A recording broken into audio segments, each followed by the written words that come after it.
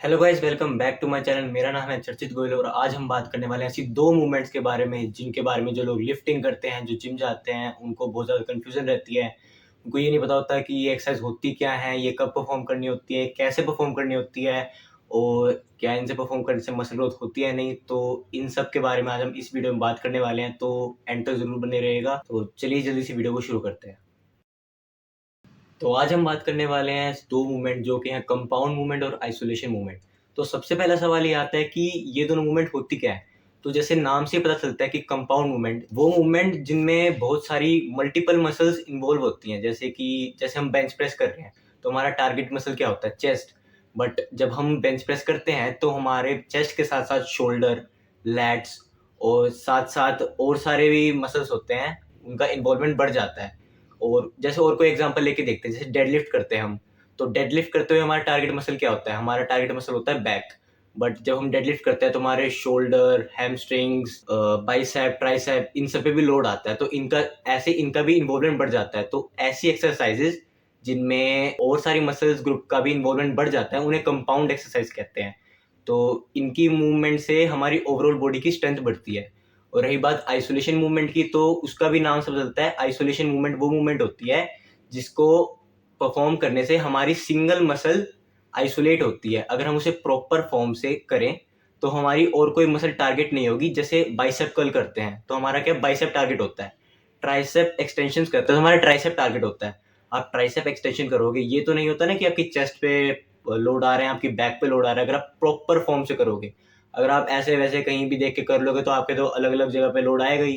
तो जैसे bicep curl हो गया, ट्राइसेप एक्सटेंशन हो गया, लेग एक्सटेंशन हो गया। तो आइसोलेशन एक्सरसाइज वो होती हैं जिनमें हम सिंगल मसल को टारगेट करते हैं और वही टारगेटेड होती है और किसी मसल पे लोड नहीं आता। दूसरी चीज ये आती है कि भैया आपने बता तो दिया कि कंपाउंड एक्सरसाइज क्या होती है, आइसोलेशन एक्सरसाइज क्या होती है, पर हमें ये बताओ कि बेस्ट रिजल्ट किससे आएंगे, कंपाउंड एक्सरसाइज से या फिर आइसोलेशन एक्सरसाइज से। तो देखो, ऐसा कुछ नहीं होता कि अगर आप कंपाउंड एक्सरसाइज करोगे, आइसोलेशन नहीं करोगे तो आपकी मसल ग्रोथ नहीं होगी, या फिर सिर्फ आइसोलेशन करोगे, कंपाउंड नहीं करोगे तो मसल ग्रोथ नहीं होगी। मसल ग्रोथ और स्ट्रेंथ दोनों एक्सरसाइज से बढ़ती हैं। ये डिपेंड करता है आपके गोल पर। अगर आपका प्राइमरी और मेन गोल है पावर लिफ्टिंग, तो आपके लिए कंपाउंड एक्सरसाइज ज़्यादा बेनिफिट देगी, क्योंकि पावर लिफ्टिंग में आपको स्ट्रेंथ चाहिए। अगर आप कंपाउंड एक्सरसाइज ज़्यादा लगाओगे, हैवी डेडलिफ्ट करोगे, हैवी बेंच प्रेस करोगे, स्क्वाट्स करोगे, तो इससे आपकी स्ट्रेंथ बढ़ेगी, इंड्योरेंस बढ़ेगा, आपकी बॉडी की थिकनेस बढ़ेगी। इससे आपको पावर लिफ्टिंग में हेल्प मिलेगी। अगर आपका मेन गोल सिंपल है, हाइपरट्रॉफी है, बॉडी बिल्डिंग है, तो आपको दोनों कंपाउंड और आइसोलेशन दोनों का मिक्सचर चाहिए। आपको कंपाउंड एक्सरसाइज भी करनी है, आइसोलेशन एक्सरसाइज भी करनी है। कंपाउंड एक्सरसाइज से आपकी स्ट्रेंथ बढ़ेगी, आपका एंड्योरेंस बढ़ेगा, आपकी थिकनेस बढ़ेगी। और आइसोलेशन से आपकी मसल डेफिनेशन बढ़ेगी, वो इंक्रीज होएगी, बहुत ज़्यादा इंप्रूव होएगी। आपका जो माइंड मसल कनेक्शन है वो भी ज़्यादा इंप्रूव होगा। तो ऐसा कुछ नहीं होता कि अगर आप कंपाउंड करोगे दूसरी नहीं करोगे तो नहीं होएगा, अगर आइसोलेशन करोगे कंपाउंड नहीं करोगे तो ही नहीं होएगा। तो ये आपके गोल पे डिपेंड करता है कि आपको किस चीज़ पे ज़्यादा फोकस करना है। अगर आप पावर लिफ्टिंग करना चाहते हो तो आपको कंपाउंड एक्सरसाइज पे ज़्यादा फोकस करना होगा। अगर आपका मेन गोल सिंपल हाइपरट्रॉफी है तो आपको दोनों का मिक्सचर करना पड़ेगा और बैलेंस के साथ चलना पड़ेगा।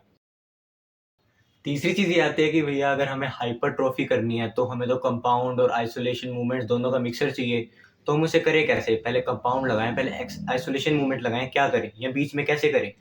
तो देखो, अगर आपका मेन गोल पावर लिफ्टिंग है तो आपका सिंपल है कि आपको कंपाउंड मूवमेंट पे ज़्यादा फोकस करना है, आइसोलेशन पे कम करना है। अगर आपका प्राइमरी गोल हाइपरट्रॉफी है तो आपको दोनों का मिक्सचर चाहिए।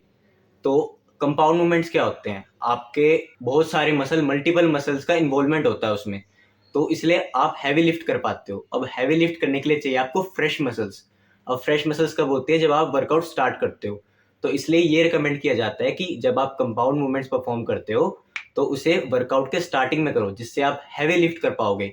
स्ट्रेंथ तभी बढ़ेगी ना जब आप हैवी लिफ्ट कर पाओगे। अगर आप लाइट वेट से कंपाउंड मूवमेंट्स परफॉर्म करते रहोगे तो बॉडी में स्ट्रेंथ थोड़ी बढ़ेगी। अगर आप हैवी लिफ्ट करोगे तभी तो बढ़ेगी ना। तो जैसे आपने कंपाउंड मूवमेंट से हैवी लिफ्ट करा, तो जब आप फिनिश करोगे अपना वर्कआउट आइसोलेशन मूवमेंट से तो आप लाइट वेट हिट कर पाओगे। बट अगर आप लाइट वेट को भी प्रॉपर एंड कंट्रोल्ड फॉर्म से अच्छे रेप्स लगाओगे तो आपकी मसल ग्रोथ अच्छी होगी, आपकी मसल की डेफिनेशन बढ़ेगी। इसलिए रिकमेंड किया जाता है कि शुरू में आप कंपाउंड मूवमेंट्स लगाओ वर्कआउट के शुरू में, और उसको आइसोलेशन मूवमेंट से एंड करो। इससे आपका अच्छा वर्कआउट होगा। लास्ट चीज़ ये आती है कि हमें कितनी कितनी कंपाउंड और कितनी कितनी आइसोलेशन मूवमेंट्स लगाना चाहिए एक ट्रेनिंग सेशन में। ये चीज़ तो डिपेंड करती है आपके वर्कआउट स्प्लिट पर अगर आप अभी बिगनर हो तो आपके लिए एक मसल के लिए max to max 5 exercise enough है, और इनमें से एक एक्सरसाइज में मैक्स टू मैक्स 2 से 3 sets max to max enough होते हैं। उसमें से अगर आप 5 एक्सरसाइज लगा रहे हो एक मसल के लिए, तो उसमें से 2 से 3 आपकी कंपाउंड एक्सरसाइज होंगी और 2 से 3 आपकी आइसोलेशन मूवमेंट्स होंगी। इससे आपका बैलेंस वर्कआउट होगा। अगर आप बिगिनर हो, आप शुरू में ही 7 से 8 एक्सरसाइज लगा दोगे, या फिर बिना किसी के उसमें अंडर, अगर कोई आपका ट्रेनर सही से ध्यान नहीं दे रहा और आप ऐसे एक्सरसाइज लगाते रहोगे, तो इससे आपके इंजरी के चांस बढ़ जाएंगे। अगर आप अभी बिगिनर हो तो बस शुरू में 5 से 6 एक्सरसाइज लगाओ, proper diet low, proper rest low 7 to 8 hours. मैं हर बार ये बोलता हूँ कि 7 to 8 hours of sleep is necessary. अगर आप अच्छे से सोओगे नहीं तो खाया पिया वर्कआउट सब वेस्ट है। अगर वीडियो दिल से अच्छा लगा तो एक लाइक छोड़ देना, कुछ डाउट हो तो कमेंट कर देना। मैं पूरी कोशिश करूंगा आपके सारे डाउट्स क्लियर कर पाऊँ। अगर मैं कमेंट का जवाब ना दे पाऊँ तो नीचे इंस्टाग्राम आईडी दी होगी, उस पर डीएम कर देना, और ज़्यादा से ज़्यादा सब्सक्राइब करके बेल आइकन जरूर दबा देना, ताकि मेरी आने वाली वीडियोस आप तक सबसे पहले पहुंच पाए।